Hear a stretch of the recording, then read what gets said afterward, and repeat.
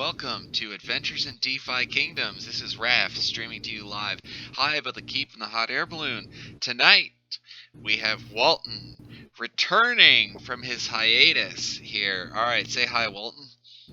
Hello. All right, and we also got Neindorf. How you doing, Neindorf? Doing well. All right, so today is January 31st. It's a Monday, Monday night, and we had a really great AMA today. And what we're trying to do is we're going to go through our question of the day. We're going to catch Walton up to speed. He's been out of the game for a little bit. We're going to go through AMA notes, dev dive, and then talk about some Gen 0 summoning. All right, so first off, looking at jewel price right now. Let me try to pull that up unless you guys can beat me to it. I don't have it readily available. We're at about $7. 44. $7.44? Yep. All right. I see. Walton, you're always on. Johnny on the spot when it comes to jewel price. So that's nice to see that kind of bounce up a little bit from 7 where it's been hovering around. So that's good.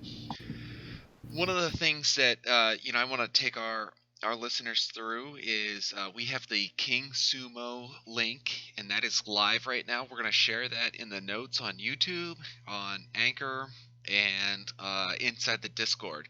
We have 1 day and 21 hours left as of the time of this podcast. So by the time it drops, probably in a day and 18 hours or so. And this is the at cost Gen 0 summon. And so we have 2 Gen 0s, and we are going to allow 2 winners.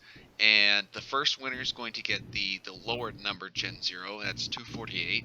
And he is a Pirate Gardener, and you have the opportunity to summon at cost. And so we're going to let you have the offspring of summoning with our Gen 0.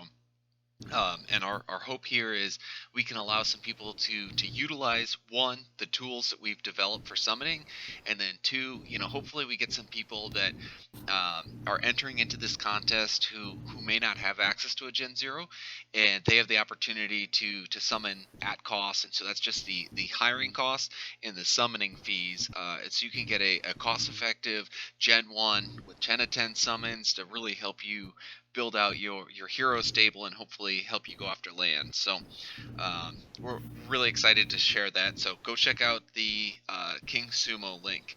All right, so next thing I want to talk through is Discord fix.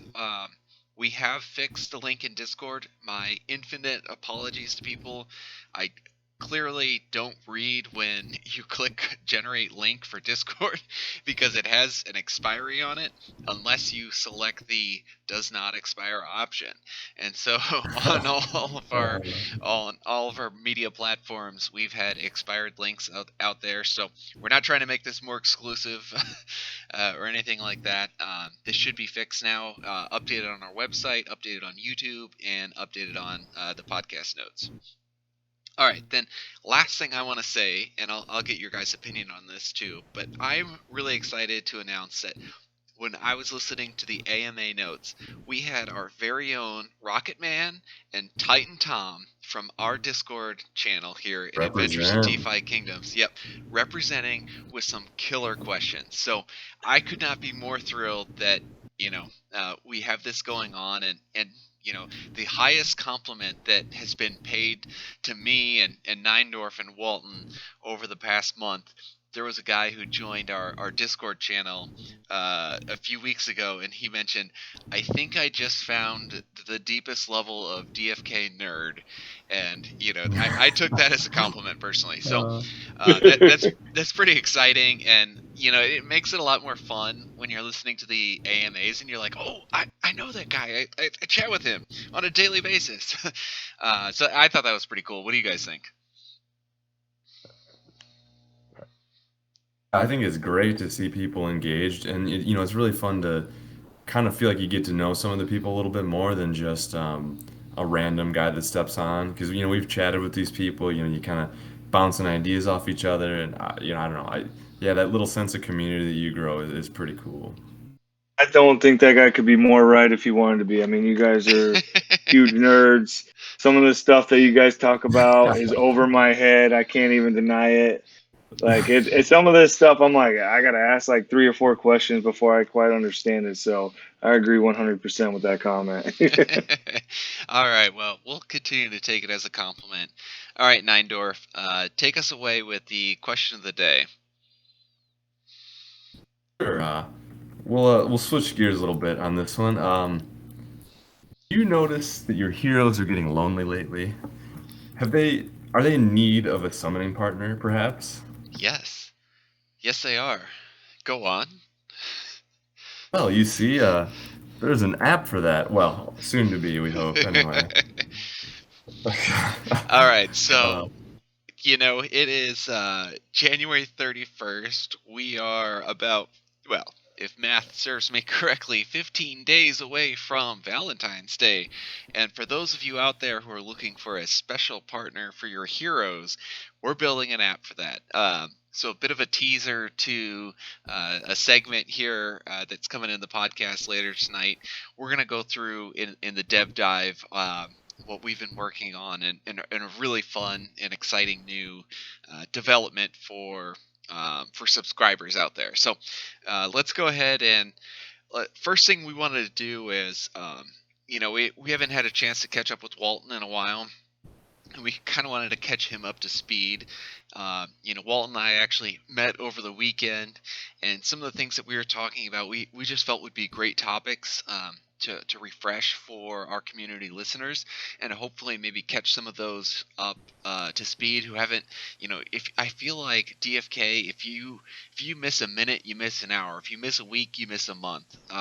It's one of these communities and games that it's evolving so fast that you really gotta be on the spot and researching hours a day. I feel like personally to even stay like aware of what the topics are. So we wanted to do a quick catch up for Walton and for those of you listeners out there who may have stepped away or are just joining for the first time. So first concept we want to go through, and Neindorf, I'll let you take this question. What is a hero purebred? And this is one that if Sandwich Punch is listening, he's going to be very concerned that we get this correct. So be careful here.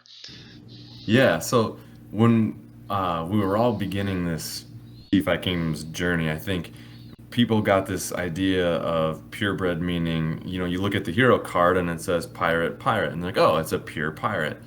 Well, that's kind of evolved over time as we've kind of realized that the class and subclass genes are actually not related at all. So the fact that those two are the same really doesn't make anything pure. It just is you have two separate genes that happen to match. So what we refer to now as a pure, or at least closer to pure, class would mean that your recessive traits or some of them or all of them match the main dominant gene. So it's really difficult to get an actually pure main class where it would be like, say, pirate dominant and then recessive 1, 2, and 3 are all also pirate. That's very rare. Sure. But typically I usually just use it for if the recessive number 1 matches the dominant. I think that's, in my opinion, that's close enough to pure that that's kind of what I'm usually referring to. And so right now on for those of our listeners who are on YouTube, I just brought up a primary class ninja, subclass ninja. So what you're telling me is that those two together, that's not a pure. That it needs to be the ninja primary class and then the recessive genes which are hidden right now on the hero card. Those are what contribute to what we call a pure class hero. Is that right? That's right. And, it's much more difficult to have, it is possible, and we'll talk about this later, but it's much more difficult to have a quote unquote pure advanced plus class. The basic classes can be pure much more simply based on, who you choose to summon with or who the parents are. But again, yeah, we'll get to that later too. All right. And then a good shout out opportunity um, for everyone out there. If you go to our website that we have, dfk-adventures.herokuapp.com, and I'll have this in the show notes. You can type in your hero information, and you're actually going to be able to see that hidden data out there. And so, Walton, have you been using this now as you're starting to catch back up to speed?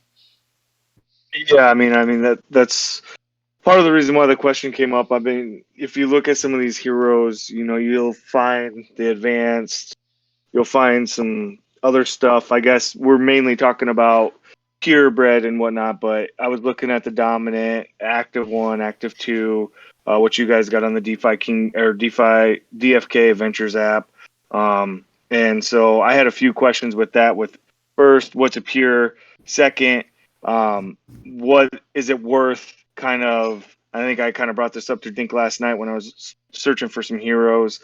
Is it worth going after a hero that has an advanced or transcendent gene as its dominant?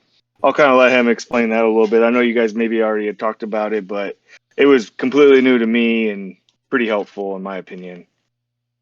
Yeah. So, since those skills don't really have names yet, I'm not sure if they will or not eventually.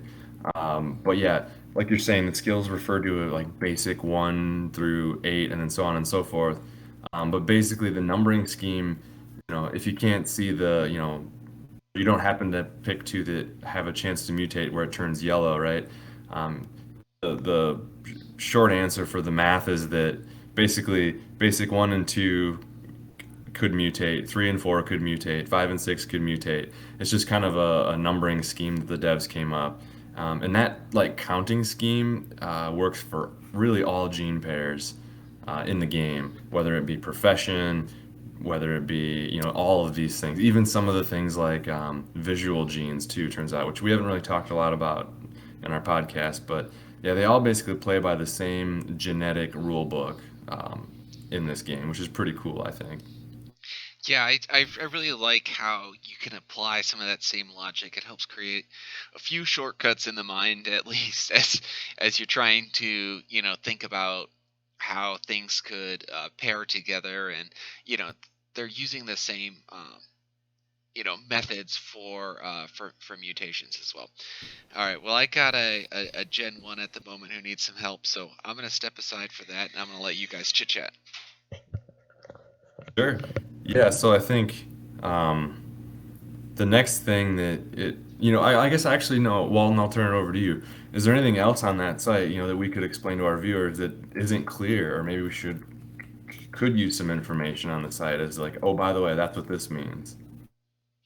I think the main thing is like, for example, I had one that was a basic 5 to a basic 6, and you guys kind of explained, or a basic 4 to 5, and you guys kind of explained you kind of want an opposite. You want 1 to 2, 3 to 4. Right. That was helpful. I know when I was kind of shopping for some heroes the other day, I noticed that some had advanced classes. And I guess what are the percentages on some of that advanced class? Like why should somebody not go towards a hero for that advanced class? Is it that rare? Is it like a 0.01% chance that it could go over to your hero? Is that kind of what you're trying to do with the basics, I guess? Is the It basic is. mutation, is that what you're trying to go for? So if someone has an advanced 1, you have an advanced 2, would that be worth it? Yeah, so that's a great question. And yeah, the math that we're all used to running in our head for, say, pairing a monk to a pirate to get that ninja, now you got to start thinking of the multiple levels deep here. Now, not only do you have main class and profession to worry about, but you also have these possible skills, actives and passives that you kind of want to try to pair as many of those up for a mutation as possible because the only thing that, in my opinion, at this point that could happen with these skills that become advanced or elite is that you add value to your hero. Like if you get an unlucky roll and say none of your basics mutate into an advanced, but you still chose a monk pirate and you ended up with a ninja with basics. I mean, a ninja still has value, right? But I think the Exactly. opposite's true too, right? So what if you ended up with your Steve the pirate and you're like, oh, crap, I got another Steve. Well, if Steve ended up getting 1 or 2 advanced skills, he actually might be more valuable in the long run. Um, I don't know that that's necessarily the case now because not everyone is pricing that into the market because you can't see it on the hero card yet. So I think the devs need to get that information on the hero card so we can start letting the market decide the value of these things. But yeah, Right. I appreciate that feedback though. We probably should put like a flow chart or some verbiage on the site to help our listeners and users remember exactly what all these numbers mean. Hmm. I think the next question is when you go ahead and create this like little hero match thing, are you going to be doing it with all heroes available, or are you going to be doing it with all heroes available for rent, or how are you going to be going about that? Yeah, that's a good. I'm actually still thinking that over. I think phase number one will probably be of the entire hero population, and the simple reason for that is the way that the the Graph API server that they have out there is defined. Hmm. You've got your list of heroes in one column, like one table, and then you've got auctions over in a whole another table that are kind of disjoint. So it's Okay. from a data perspective, it's really easy for me to filter on the heroes down to which ones are, matching. But then it's like a whole entirely other data set that doesn't really is kind of disjointed. And so I think at least for initially, until I can solve that harder problem, it'll probably be just here's the entire population of heroes that match your criteria. I think from what I plugged in our R2 Gen Zeros, and I think if you can start really restrictive, like I want everything to match, and I think I ended up still getting like one or two other Gen Zeros for our pilot, Really? which is really cool. But then as you start to relax, one widget at a time, so to speak, the number does start to blow up. So that Hmm. that's something we'll have to play with, and we'll continue to advance this over time. But yeah, I think would be more useful to our users if it was for auctions. Um, but stay tuned. We'll see how far we can get with this. No, I think that's a good idea. I mean, I think finding your best possible match, even if it's not necessarily rentable. I mean, I know you can search for heroes by IDs, so if you wanted to go through your top 10, you could search for them real quick. I don't think that'd be an issue at all. Also, the one thing I do like with this is a lot of times you can find the owner on Discord. So let's say you do have a great match. You might be able to contact him and say, hey, you want to list your hero? I'd be willing to, 125 jewel just to summon with your hero, especially if your odds are really improved. Or, hey, you want to summon with mine, or vice versa. We could do it really cheap between us. You take one, then next time when they're ready to go, you take the other. Something like that. So I Yeah, like that idea. absolutely. And that is the cool thing about, having a Discord community that's so closely tied to the game is you kind of can reach out to people. And I've tried that a few times and had, if people don't want to do it or sell, that's totally legit. You just don't pester them, right? And try to be a nice citizen, I guess. Yeah, oh, for sure. And I think everyone's pretty respectful. I mean, it's nice to Yeah, be able to kind of reach out to them and, interact with them, like you're saying, and at least ask. I mean, there's nothing wrong with that, that's right. especially if it's going to benefit both of you. Down the road, I think people, if you get that set up, I think people will definitely be interested. And I think with what's going on, people would be really interested with working with some other people because, I mean, it'd benefit you both if you each kind of took a turn at it. The next topic here that's kind of related to something I'd mentioned earlier is I was looking at, also pairing one of my heroes, just to see who was out there, what skills I was looking for. I popped one up, and it happened to be a summoner that I have. I was looking at his recessive class skills, and I was like, "Whoa, wait a minute! He's a summoner, but his recessive one is a ninja." And I'm like, "Whoa, that shouldn't happen." And I actually had to phone a friend. I had to message Mr. Zipper on Discord real quick, and he's like, "Oh yeah, that can happen. It's pretty rare." But basically, what had happened is when I had summoned him, obviously I was going for that sage, right? So I had a ninja on one hand and a summoner.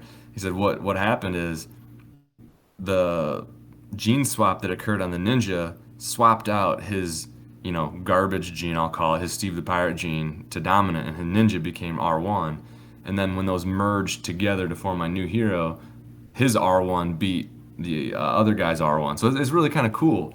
So now I'm on the lookout for a ninja to pair with this summoner, and I actually have a higher probability of getting either the sage or the summoner or the ninja now, because now that I have one extra, it's kind of like pure, like we were talking earlier. It's more of a pure advanced than I've ever seen in my hero stable before. So I thought that was kind of cool. What do you think? Yeah, I mean, I think the opportunity with that, and you always want your best opportunity when you're gonna be summoning these heroes, and when you see something like that come up, and I mean, let's face it, you're trying first age, kind of disappointed you didn't get it, but you're actually excited at the same time that it kind of worked out that way because now you feel like you might have even a better opportunity down the road. That's right. And in things like that, when I found out that in my hero, I'm like, ooh, now I'm like, this guy, I don't even really want to summon with him now. I'm like, I want to get him up some levels, and so that we can add, start juicing up some tiers into these For sure. classes. Actually, that's a good little segue, real quick. Um, Maybe we could, before we get into the AMA notes, you had a turn with the Gen Zeros, and did you have the opportunity to use tiers for the first time? Yeah, I actually found a hero that was a level 10 legendary. And then our hero was a level 5. So I put an extra 30 tiers on that. Wow. And it turned out to be a pretty good hero. It was a monk, not dominant or not pure by your guys' standards, I should say, but it was a monk fisherman. That was rare. So I did like that.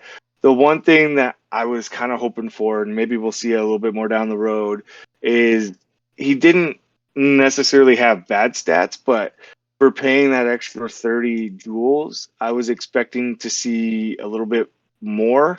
But I will say, when I take a look at it, I had a lot of 9 and 8s and only 1 6. So Oh I wow, yeah. am not 100% sure of how a lot of these monks have been summoning or created, or you know what I'm trying to say. Yep. But at the end of the day, he did turn out pretty decent. Now I've had some that have had higher stats where I wanted him to be, so I think that's where I'm a little judgmental with it, I guess, is if you could call it. Sure, sure. But spending an extra 30 jewel, I guess, or extra 30 tiers, I think it might be more beneficial to kind of hold off on that.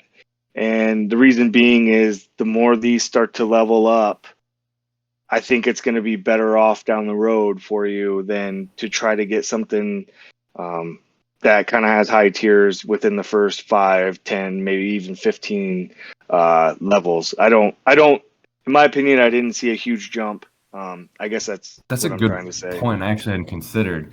Like when you're only a couple sets of 5 levels in, this is very much progressive. Like every five more is better and better and better and better.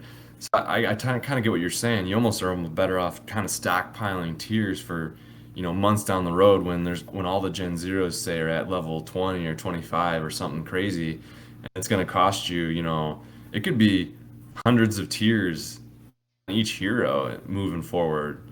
That's something I guess I'm sitting on over 1,000 tiers just because they've been slowly accumulating from questing. And I'm like, well, I about sold some, but they're so cheap right now. It's like, well, maybe, what I'm hearing now, and I think this is probably good advice too for our listeners, and obviously not pure financial advice, do your research, but it seems like the market for tiers is at an all-time low right now because the utility of them is also low.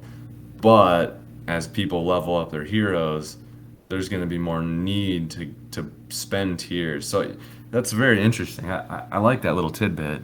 Exactly. And I kind of feel like I guess my main thing for me that kind of made me feel like it was going to level up pretty high or at least have higher stats was I've seen a lot of level 5s. That was the first time I seen a level 10. It was a legendary Gen Zero. I haven't seen it. He's obviously buying stamina potions. He's Oh obviously yeah. using those hardcore on his hero, which is good for him. But I guess with me seeing one that was almost double what's offered out there, was that way. And I think that kind of brings me into what I was telling you with the runes. I feel like the runes, obviously, I think they'll get more valuable down the road, but definitely, like you said, with the Oh yeah. tiers, hold on to the tiers. And this is the craziest part about it. You know, if you're doing basic heroes and you want to add tiers to it to try to, improve your chances for stats, it's going to cost you 10 extra. Doesn't seem too bad, but it definitely add up down the road. But if you want to do, an elite or even an advanced class, Yeah. I mean, those ones are already starting off, what is it, 40 I think, or 30. I can't Yeah, I think remember you're right. I think exactly. it's 40 I for think it's advanced. 40. But then if you want to go to even higher, if you want to do a Dragoon with a Sage, I think that's 70. Yeah, And so if you're really trying to improve your stats and even get them up even better, I mean, that could cost you easily, probably, 250 down the road, easily, wow. as more as this game goes on. Yeah, that's a great point. So that was one of your good turns. Might as well catch us up on both of them for our listeners. Did you have anything else good come about your last turn? So I ended up getting another good one. I mean, I got a mythic. You can't be disappointed with a Oh, mythic because 10 of you're always 10. going to make your money back. I mean, I was really happy with the monk fisherman rare. That's a great one. I think I'll definitely probably double and a half my money. The monk Perfect. I am happy for, but here's the problem: I'm not in the gardens, so Ah, that's great. it's a gardener, and I'm not in the gardens. And in my opinion, personally, is I feel like the gardens is one of the more devalued for professions.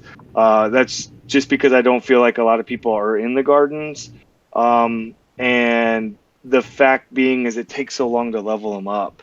I mean, that's just kind of Yeah. what I'm seeing a lot is if you have a fisherman or a forager, you can level them up. And one thing that I'm noticing with just kind of recent sales, the higher level you have, the easier chance you have of getting rid of your heroes. I have a great pirate miner that's a mythic 10 out of 10, but it's only level Hmm. 2, and I'm seeing other ones go through for a lot more than mine. And the one thing I'm noticing is its leveling has been up. And if you get to level 5, everyone already, I hope everyone kind of knows, but if you have a mythic or a legendary, you have more shots at basically your hero getting more stat bonuses. And so I feel like the hero looked really great once you get to level 5 because you get all those bonuses where you don't really Oh hit those yeah. until level 5. So Yeah, and I think you're right. Like those mythic level ups, when you get to that level 5 and you get that extra bonus stats, you're gonna get an unlucky roll here and there in leveling up, and you're gonna get 5 or something instead of the 8 or 9 skill or stat points. So I think that'll definitely help take the edge off those, somewhat worse rolls. Um, I think that's you'd mentioned gardening. I think that's actually a really good segue to start into some of our AMA notes. One that was a question that was asked, though the gardens are going to lose their luster a little bit, if you will. And their answer to that was basically, we don't modify the formula. It's there's the three pieces that feed into the garden rewards, and that's all fixed based on how much liquidity there is, how many people are in it, and all of that. But the question that I really didn't get answered that I kind of would have been my segue would be, yeah, you're right. These gardener heroes seem like they're not very valuable because if you're in one garden, I need what, maybe three gardeners max, right? Whereas like think of mhm. miners. Like you can roll three miners in a crew and you need three crews if you want to go full time. Like it just seems like there's not really a desire for a miner or for gardeners right now. So, that they didn't really address the concern, but I think that's something that they'll have to look at going forward. Otherwise, those are going to start to drop in value. Oh, for sure. And I mean, that's the difference is, I mean, I got the pirate miner and I have him listed for, 400 jewel more just because miners are definitely more desirable. The floor for the miners are, a lot higher than a gardener. And like you were saying, I mean, if you're not really in the gardens, you're really just kind of going in there to get some of the, I guess, loot or whatever you guys call it. And if you're not pulling that even, I mean, it's tough. That's right. So I'm looking over the notes here. Other things from the AMA, they talked about some minor reorging. I mean, not a whole lot exciting there for me. I think our listeners can read through those notes or listen in if they want. Um, they did talk a little bit more about the grant program, and then they released the site where you can submit a form. I think that's really exciting for me because I think what they want to do is, they want to kind of combine um, people in this community with the just the sheer cleverness, or I'll say, or the ideas that this community is able to come up with, and they want to kind of tie that back into, ways to get people into the game that might not have the capital to jump in. Especially, now that I'd say we're middle of the pack. We're not early anymore in this game necessarily. So I think that's really cool. Personally, I don't have any. Yeah, I'm a software engineer, but I don't have any smart contract history. But this program, it almost really makes me want to jump out there and just dip my feet in, because it's like there's just I don't know, there's just so much interesting things with these tokens. The devs they know what they're doing. What can I say? Yeah, and I think you get somebody that's passionate about this game, and why not start to implement some of this stuff or reward some of these guys that are putting a lot of work into improving some of the stuff that that can be improved upon, because there are some updates that they could make. I mean, that's with anything that you're doing, so I'm not like trying to call them out. I don't want them to think that at Sure. all, but definitely how it is. They were in the early stages, like you said. We're past that. There's some people coming up with some great stuff, and why not pass that along to some of the people that are just getting in to kind of help their odds, and basically inform them a little bit more and give them opportunities that necessarily they haven't built, but there's a great tool for other people to use, in my opinion. Yeah, absolutely. All right, looking over this. Oh yeah, the next thing. There was also a pretty lengthy question about skills, and are skills going to matter, and is that the most important thing? And basically, what I got out of it is yeah, skills, skills, skills. Like you need to start leveling up those stats to get them as high as we can.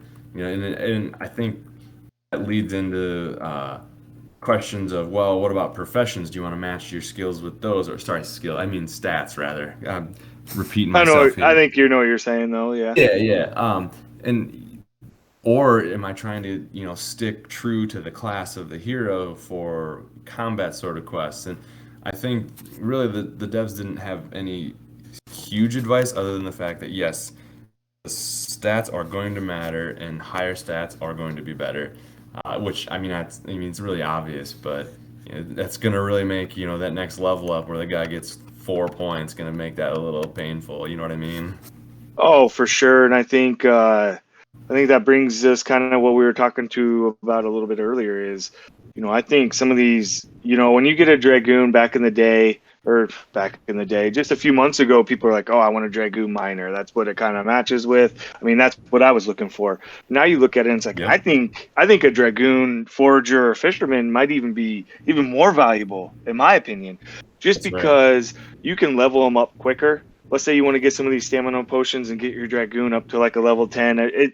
When you start doing these combats, you're going to realize, you're going to want an overall good warrior. And I think Dragoon is up there. They have a good overall kind of stats in general. Obviously, I'm talking before the Dread Knight. Obviously, if you get Dread Knight and can go about it that way, even then, I think just down the road, what you're going to want is a Fisher or a Forager when you're trying to level up stats and you're trying to get them up to a higher stat level and to basically move them on. I think that's what I was saying earlier. Is that was the first time I saw um, a hero that had a level 10, and obviously it was a fisherman. I had a monk trying to make a ninja fisherman. I think everyone's trying to do that, Yep. and they had a level 10, and his stats. I shared it with you, and his stats were pretty good. I mean, they weren't like, Yeah, oh my god, they're this is high. unreal, but at the same time, it's like, wow, like that's from you know a lower level one. That one's way ahead of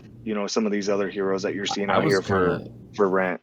Yeah, I was surprised at almost how well rounded. It almost seems like the random rolls for those, the level 5 and the level 10 had kind of helped pull up some of those normally lower categories that are off class, if you will. Exactly. That was really cool to see. Yeah, and having not gone through that, I'm excited to see when I get my first hero to 10, but that's going to be a long time. Have you were able to level up Mythic yet to a level 5 or? No, I've done my I have a legendary pirate miner that I got to level 5. My mythic that I have is he's still about 4.5, I'd say. I didn't make him right away. He's a little newer, so he's kind of Uh-huh. behind a bit. But yeah, I'm looking forward to when that comes. I was just curious to kind of see the difference just between a legendary and a mythic. I don't know if it's a huge difference. Obviously, there will be a huge difference between a common and a mythic. Maybe not at the start, Right. because it seems like everything's going to be pretty close for the first, 5 to 15 levels. But once you get past those, it looks like they're going to start to pull away just with those extra stat bonuses that you're going to get. Oh yeah, yep, no doubt. Okay, so I think then the last topic here that we really wanted to touch on was the huge drop that Frisky, I don't know if it was intentional or accidental that he dropped, but he basically said that yeah, if you want to earn land, there's gonna be like a tournament style sort of deal going down, and everybody's like, what? It's like that is huge. So now you see those people racing to level 10, and I think there's only like a handful of heroes that are raced to 10. Like I want to say like somewhere in the neighborhood of 10-ish heroes, and maybe that's gone up since I'd seen the stat. Um, but yeah, I mean, if you think about it in terms of an investment, and I think someone on our Discord channel suggested that they might have heard a rumor that if you win the right to buy land, that the purchase price might still be 5,000 jewel. And I'm like, okay, that's a lot, right? But when you see the Yeah. minimum that's out there for sale is like 50 grand or 50,000 jewel, it's like, wow, yeah. So now I can start to understand people pouring, maybe even someone pouring 500 jewel into a hero to juice them up levels. I mean, I can start to see there's some light at the end of that tunnel possibly. Right. And I think I had some summons that I was able to, some of the stuff that I already had. But I think what that will do is probably raise the cost of the inventory that's going to cost to use those stamina potions. Oh I know I yeah. spent, I want to say about 30 or 40 jewel just to basically get ours to level 5. And that was 16. That was only 16 extra summons. And I Right. told you, be careful with those stamina potions. If those don't load right away, do not hit it again because those stamina, they will not it will not cancel out if the stamina's full. It will still load it. I wasted one and I had spent a Oh. decent amount of money to do that, and just be very careful. Don't be impatient when you're using the stamina potions because you could completely just trash those. So that's my Oh, warning that's a to good point. anybody Yeah. that's trying to use the stamina. Be careful of that. And it is it costs a lot of money, but I get what you're saying. I mean, 5,000 is not cheap though. I mean, that's Oh, still it at isn't. current prices, 35,000, 40,000. It's still pretty expensive. And I see why people are starting to level those up. Yep. I mean, that makes sense why people are starting to hit those level 10s. And I'm Yep. thinking people are going to keep on going as far as they can to kind of hit that race. And if you can do it probably wouldn't be a bad idea. Um, I guess my advice to you is if you're going to do that, I'd probably try to make sure it's at least a mythic or not, sorry, not at least a mythic, at least a legendary or a mythic. If you're going to try to invest a lot of money, at least make it worth your while and make sure it's a legendary or a mythic because over time, I think we've seen those stats and those start to pull away from the rares, obviously a lot farther down the road. Yeah. So make sure if you're going to do that, you're investing wisely. Yeah, that's a great point. And I think the only time that a rare for sure makes sense is if it's those Gen Zeros, right? Because those guys are going to be able to summon and spend those tiers we talked about. Yeah, That's exactly. I kind of a mean that no-brainer. makes a lot more sense because those Gen Zeros we're gonna be. I mean, those are gonna be they're unlimited summoning, and for those to level up to level, the max of 100 or wherever, or if that goes even farther than that, it just makes sense because I mean we don't know where they're gonna be at for adding on stats, but you'd assume as you level up, the game goes on. You're not going to start at the stats that we're currently starting at right now if you're going to add on those additional tiers. So Yep, that's right. Okay, I think that pretty much covers us for tonight. I don't know, do you have any closing notes you'd like to add? I really don't have anything extra. It's the tournament thing is kind of crazy. I bet a lot of people are trying to spend a lot of money to get their heroes leveled up. I think that will give you obviously probably a better chance, obviously. But don't sleep on, if you haven't started doing that, my advice would be, if you can afford it, a common Dragoon, put some money into it, get it up to a level 5. I don't think anyone's going to pull away too far for this land giveaway. So my recommendation is get an elite hero, a Dragoon or a Sage. Put some money into it if you want to give you a better chance at, some of these land giveaways that are going to happen right away. That's right, yeah, and I think we're going to look forward to seeing, they also did mention too, some information about, making the map have, more details and names and whatnot. So I don't know, I guess my closing remark is that every time there's an AMA, I seem to go a little deeper and get a little bit more bullish, and I think that happened again today. So, gotta say, yeah, I'm loving the project, loving this game. I think they're doing everything they need to do to keep us hooked. Oh, for sure. I like the new aspects. They obviously keep on advancing this a lot better, and I like the way that they're going with it. These tournament style, I'm really interested in the tournament style. I think it's a lot of our heroes have been sitting kind of dormant, to be honest. We've been doing Yeah. these questings, but these questings haven't. I mean, let's face it, guys. Like I said, I'm not trying to knock it, but it's getting kind of boring. Like if we can start doing some combat, some of these tournaments and stuff, it's going to get a lot more fun, a lot more interesting, and I think it'll get a lot more people involved for sure. Yep, no doubt. All right, well, I think that does it from us in the hot air balloon. We'll keep you informed. Raph's fine. He's just like he said, the Gen 1s needed a little attention. So, all right, you guys, have a good night, everyone. All right, have a good night. See you guys.